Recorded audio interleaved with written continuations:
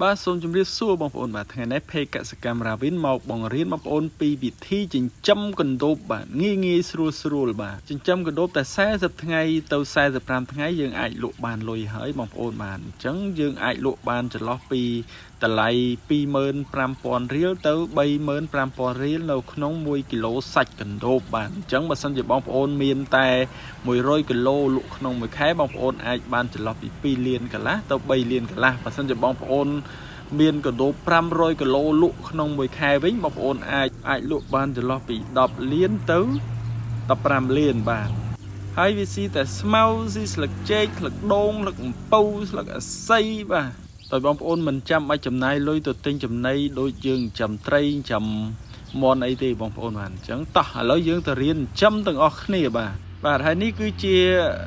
កសិដ្ឋានរាវិនខ្ញុំដែលនៅក្នុងខេត្តពោធិ៍សាត់ស្រុកតឡូសែនជ័យបាទអញ្ចឹងបងប្អូនពេលចិញ្ចឹមបងប្អូនអាចប្រើទ្រុងផ្ទាល់ដីក៏បានឬក៏បងប្អូនធ្វើទ្រុងឲ្យផុតពីដីអញ្ចេះល្អបាទចំណាយអស់តិចបងប្អូនគ្រាន់តែយកឈើអាស័យឬក៏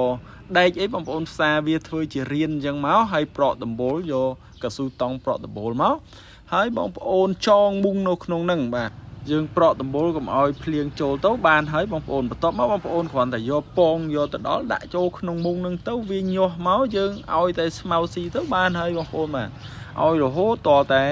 ចាប់លក់ឯណោះបាទឥឡូវហ្នឹងខ្ញុំយកពងហ្នឹងយកមកដាក់នៅក្នុងទ្រុងរបស់ខ្ញុំទ្រុងខ្ញុំនេះគឺខ្ញុំធ្វើផ្ទាល់ដីបាទធ្វើដូចរបស់ខ្ញុំនេះចំណាយលុយច្រើនប៉ុន្តែវាងាយស្រួលបាទយើងអាចការពារបានទាំងក្តៅទាំងត្រជាក់ហើយនឹងទឹកភ្លៀងបានល្អប៉ុន្តែយើងចំណាយលុយច្រើនអញ្ចឹងបងប្អូនយកពងទៅដល់ដាក់ចូលក្នុងទ្រុងទៅវាញាស់មកនៅក្នុងទ្រុងហ្នឹងហើយពេលវាញាស់មកបងប្អូនឲ្យស្មៅវាស៊ីបាទស៊ីមួយថ្ងៃ 5-6 ដងស្មៅមួយក្តាប់ហ្នឹងយើងបាច2ម៉ោងយើងបាចម្ដង2ម៉ោងយើងបាចម្ដងតែវាសពូនវាលែងស៊ីហើយកូនកណ្ដូបអញ្ចឹងយើងយកអាថ្មីបាចឲ្យវា2ម៉ោងម្ដងបាចរាយមួយក្តាប់ហ្នឹងណាបងប្អូនធ្វើអញ្ចឹងរហូតតតែមួយអាទិត្យទៅ10ថ្ងៃបានយើងចាប់ដើមដាក់ឲ្យវាស៊ីមានពេលវិញយើងអាចដាក់ពេលព្រឹកពេលថ្ងៃឬក៏ពេលល្ងាចមួយថ្ងៃ2ដងទៅ3ដងក៏បានដែរបាទហើយយើងចេះតែបន្តបាចស្មៅឲ្យវាស៊ីអញ្ចឹងទៅបាចរាយបាទពេញទ្រុងអញ្ចឹងទៅ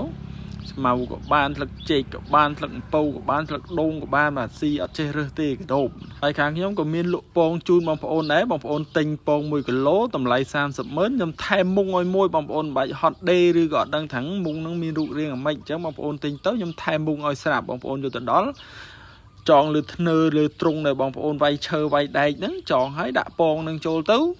ញាស់មកបងប្អូនចាំឲ្យតែស្មៅស៊ីទៅបានហើយបាទហើយ